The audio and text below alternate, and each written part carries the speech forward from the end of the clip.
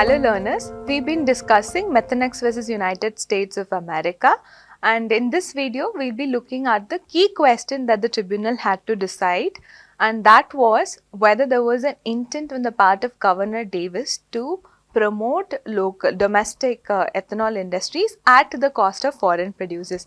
In the earlier videos we discussed that Methanex made a claim that governor's intention was to promote domestic industries at the and it stated that there was a nationalistic bias against Methanex because it was a Canadian corporation. So the tribunal wanted Methanex to prove exactly that Davis promoted ethanol industries at the cost of methanol producers. So again, Methanex was not in a position to submit direct evidence to show the intent. So the Methanex requested the tribunal to make a reasonable inference from certain events that had happened. So Methanex stated that it will give 6 dots to the tribunal, and it wanted the tribunal to connect these dots and to arrive at the conclusion that Governor Davis had an intention to protect domestic industries at the cost of foreign producers. The first dot that Methanex adduced before the tribunal was with regard to the fact that some incentives were given to ethanol industries in California as early as 1983. So then the tribunal stated that by that time MTBE was not even commonly used in California. So it cannot draw any adverse inference from the fact that the incentives were given to ethanol industries because MTBE was not commonly used in California. Then with regard to the second dot that Methanex adduced was, it stated that the investigation into underground storage tanks of gasoline was something that was done as a pretext for promoting the ethanol industry's interest. And even with regard to this particular fact, the tribunal stated that investigation into underground storage tanks happened by way of the California Senate Bill 521, which was passed before Davis' election as governor and even before ADM became a campaign donor to Davis' election.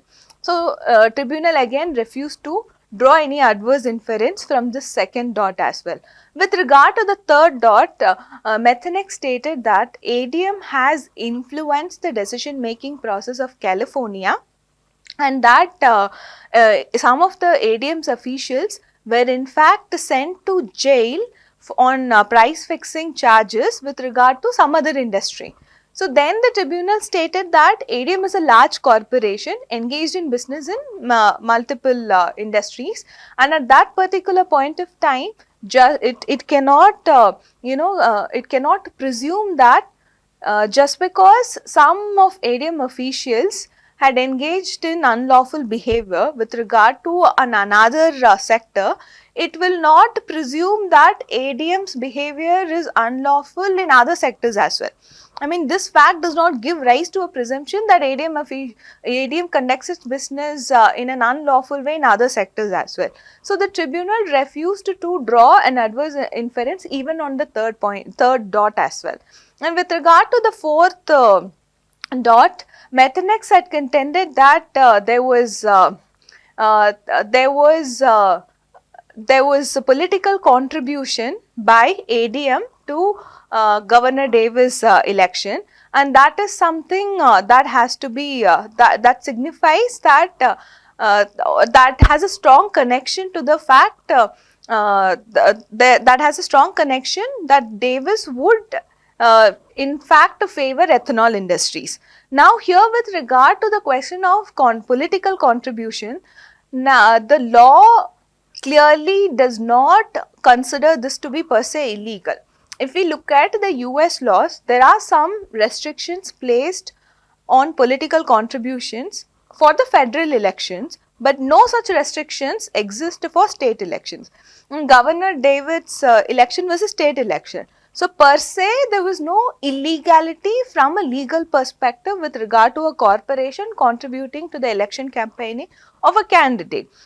So something that is not prohibited by the law, then the tribunal question, how can it draw an adverse inference? So here Methanex contended that it was not questioning the legality of the political contributions, but rather it was only requesting the tribunal to draw an inference from the conduct of ADM where it had contributed to the election campaign and make an inference with regard to the intent question that the tribunal was asking from Methanex.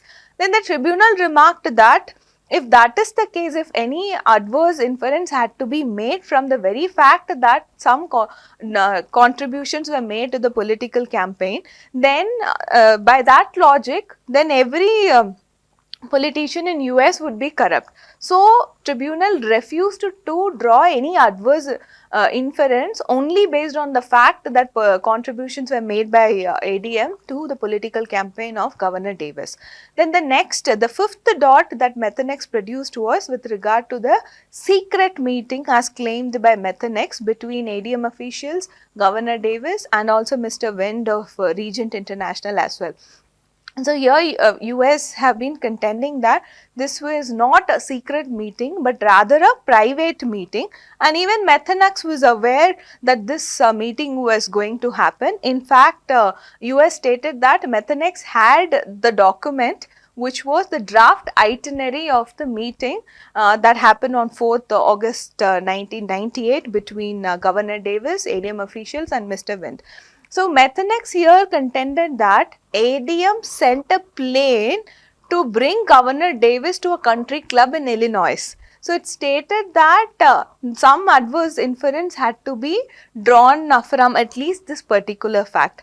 Then the tribunal stated that for such an inference to be drawn, then there should be some sort of a quid pro quo arrangement that had happened in that particular meeting. And since Methanex had not adduced any evidence with regard to existence of such a quid pro quo arrangement, the tribunal refused to draw an adverse inference even from this particular contention of Methanex.